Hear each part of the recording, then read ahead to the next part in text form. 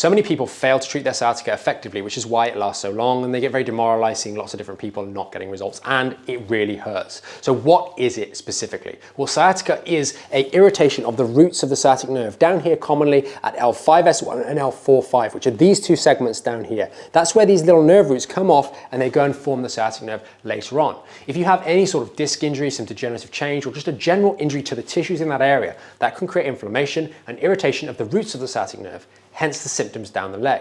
But all too often people fail to understand that. They think it's just muscle tightness, they think it's just muscles that need stretching, and they don't understand that there is actually an injury down here that is at the root cause of their sciatica. If you understood this, then you'd stop doing things like knee hugs, you'd stop doing things like sciatica flossing, which fundamentally destabilize this area and just reinforce the habits that have led to the sciatica in the first place. So many people will say, oh, your back's stiff, you need to do more rounding.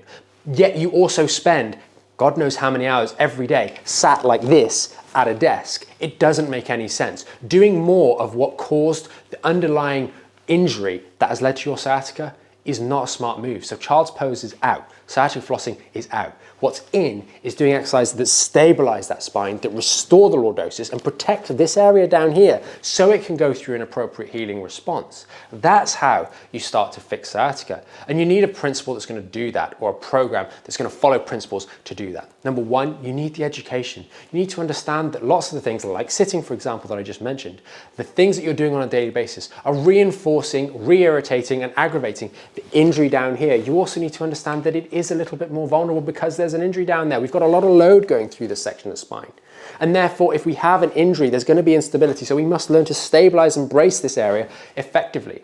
Then we need to start to build some strength as the healing is taking place. The strength in our muscular system, our core, our leg muscles, and the good mobility of our hips allows us to provide protection to minimize the likelihood of relapses occurring on a weekly or daily basis and gradually build up some momentum with healing.